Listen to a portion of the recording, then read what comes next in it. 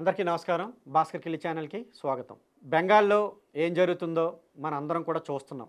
ఇప్పుడు బెంగాల్ గురించి దాదాపుగా దేశం మొత్తం తెలిసింది. కానీ నిజానికి నేను బెంగాల్‌లోనే పుట్టానండి. నా పుట్టిన ఊరు కలకత్తా. సో, నేను దాదాపుగా చాలా వరకు కలకత్తా వెళ్తూ వస్తూనే ఉంటుంటాను. ఒక 6, 7 సంవత్సరాల దగ్గర నుంచి నేను కలకత్తాని లేదా వెస్ట్ బెంగాల్‌ని గమనిస్తూనే ఉన్నానండి. అప్పుడే చాలామంది నాతో చెప్పారు. ఏమనంటే ముస్లిమ్స్ ఇక్కడ బాగా పెరిగిపోతూ ఉన్నారు. అంటే పెరిగిపోతున్నారంటే ఏదో ముస్లిమ్స్ కని జనాభా పెంచడం కాదు. ఆ బంగ్లాదేశ్ దగ్గర నుంచి వచ్చేస్తూ ఉన్నారనమాట. ఇప్పుడు మన హిందువులైన మనకి చాలా భయంకరంగా ఇక్కడ పరిస్థితి ఉంది. రాను రాను ఇది కూడా బంగ్లాదేశ్ లానే అయిపోతుంది. ఆ మధ్య బంగ్లాదేశ్‌లో ఎలా అయితే దాడులు జరిగాయో అలానే ఇక్కడ కూడా జరిగే అవకాశాలు చాలా ప్రస్ఫుటంగా ఉన్నాయని చెప్పి నా ఫ్రెండ్స్ గానీ, రిలేటివ్స్ గానీ, అక్కడున్న హిందువులు నాకు చెప్పడం నేను విన్నాను. అంతేకాకుండా అక్కడ నేను జాబ్ కొన్నాళ్ళు చేశానండి. ఆ టైంలో నేనేం చేశానంటే దాదాపుగా బంగ్లాదేశ్ బోర్డర్ ఒక 200 కిలోమీటర్స్ అరౌండ్ అనమాట. నేను తిరిగానండి. తిరిగితే నాకు కనబడింది ఏంటంటే ఆ ఏరియా మొత్తం ముస్లిమ్సే ఉన్నారు. ముస్లిమ్స్ ఉన్నారు అనడం తప్పని నేను అనట్లే. వాళ్ళు భారతీయులైతే ఓకే. కానీ వాళ్ళంతా కూడా ఎవరంటే బంగ్లాదేశ్ నుంచి వచ్చేసి ఈ యొక్క బోర్డర్‌లో స్థిరపడిపోయిన వాళ్ళనమాట. కానీ వాళ్ళ దగ్గరికి వెళ్ళి మనం చూసామనుకోండి, వాళ్ళ దగ్గర రేషన్ కార్డు ఉంటుంది, ఆధార్ కార్డు ఉంటుంది. అసలు మన భారతీయుల దగ్గర ఏమీ లేని కార్డులన్నీ కూడా వాళ్ళ దగ్గర పాస్‌పోర్ట్‌లు కూడా ఉంటాయి. మరి ఇవన్నీ ఎవరు చేస్తున్నారు అంటే అక్కడున్న మమతా బేగం చేస్తుంది. మరి మమతా బేగం ఎందుకు చేస్తుంది అంటే సింపుల్‌గా చెప్పొచ్చు. ఆవిడకి ఆ ఓట్లన్నీ పడతాయి కనుక ఆవిడ ఆ పనులన్నీ చేస్తుంది.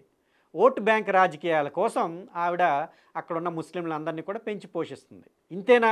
అసలు రంజాన్ వచ్చిందనుకోండి, ఈ మధ్య కాలంలో మనం చూస్తే హైదరాబాద్‌లో కూడా ఎవరు ఆవుల్ని వధించడం మనం చూడలేదు. మహా అయితే గొర్రెలనో, మేకలనో వాళ్ళు చంపుతున్నారు. కానీ కలకత్తా నడిబొడ్డున రోడ్ల మీద ఆ ముస్లిం ఏరియాలకు వెళ్ళామంటే ఎస్పెషల్లీ ఈ బంగ్లాదేశ్ బోర్డర్ అని నేను చెప్పాను కదా, 150 కిలోమీటర్స్ అరౌండ్. అక్కడ రోడ్డు మీద ఈ ఆవు తాలూకు దూడలు తీసుకొచ్చి నరుకుతారండి.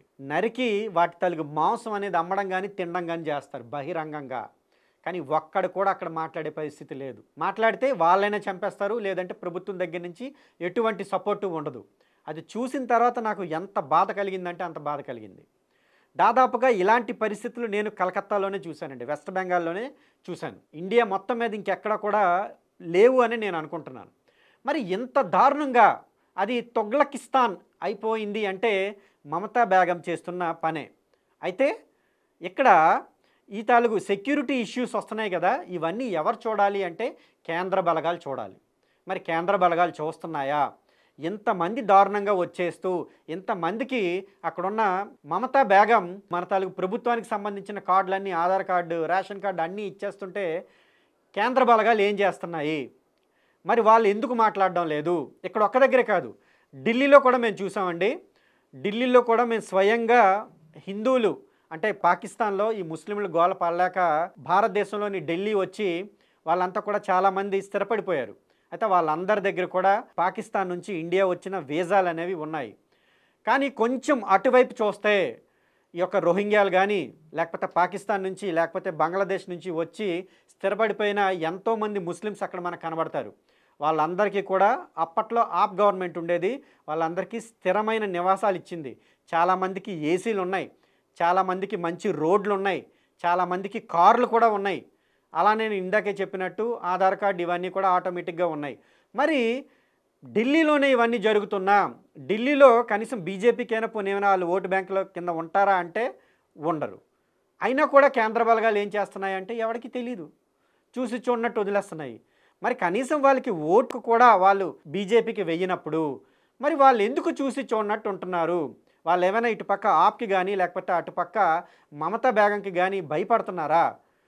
దేశమంతా కూడా ఇలా ఇస్లామీకరణ జరిగిపోతుంటే అటుపక్క చూస్తే తమిళనాడు, ఇంకా అటుపక్క చూస్తే కేరళ, ఇటుపక్క చూస్తే ఢిల్లీ, ఇటుపక్క చూస్తే వెస్ట్ బెంగాల్, అటుపక్క చూస్తే అస్సాం. అస్సాం ఇప్పుడు కొంచెం తగ్గింది, ఎందుకంటే బీజేపీ అండర్లో ఉంది కనుక. ఇంకా నాగాల్యాండ్, త్రిపుర, మణిపూర్ వీటి గురించి అయితే మాట్లాడాల్సిన పనే లేదు. ఇలా ఇన్ని వైపుల నుంచి మతాంతరీకరణలు జరుగుతుంటే బీజేపీ ఏం చేస్తుంది? పోనీ రాష్ట్రానికి ఇంటర్నల్ సమస్య అనుకుంటే రాష్ట్ర ప్రభుత్వం మీద తోసేయచ్చు.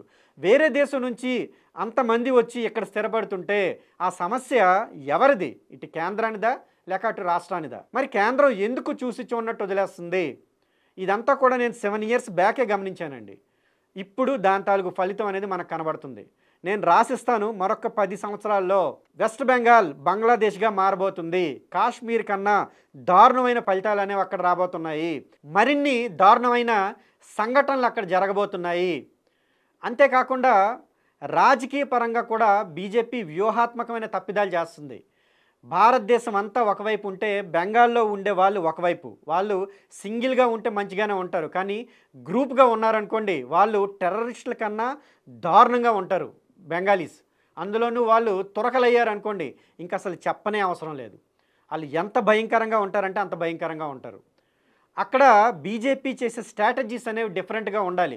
ముందు బెంగాలీస్ ఎలాంటి వారు అనేది తెలుసుకోవాలి. బెంగాలీస్ ఏ విధంగా స్పందిస్తారు అనేది బీజేపీ తెలుసుకోవాలి.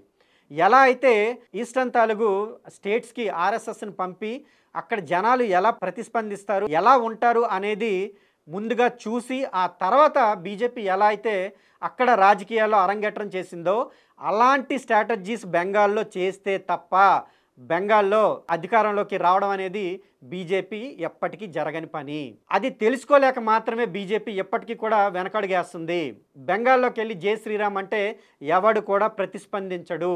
బెంగాల్లో కాళీమాకి జై అంటేనే అక్కడ ప్రతిస్పందిస్తారు. ఈ చిన్న విషయం కూడా ఈ రోజు వరకు బీజేపీ తెలుసుకోలేకపోయింది. ఇంకా అక్కడ అధికారంలోకి రమ్మంటే ఎలా వస్తుంది?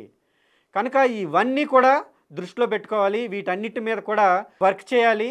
అలానే అక్కడ ఏదైతే ఈ యొక్క బంగ్లాదేశ్ నుంచి ఈ రోహింగ్యాలు వస్తున్నారో వాటి మీద కూడా దృష్టి పెట్టి వాటన్నిటిని అరికడితే తప్ప వెస్ట్ బెంగాల్ అనేది బంగ్లాదేశ్లోకి లేదా బంగ్లాదేశ్గా మారిపోయే ప్రమాదం నుంచి తప్పించిన వాళ్ళు అవుతారు. లేకపోతే వెస్ట్ బెంగాల్ అనేది మనకి ఇంకా ఎప్పటికీ కూడా ఉండదని మరొకసారి చెప్తూ నమస్కారం అండి.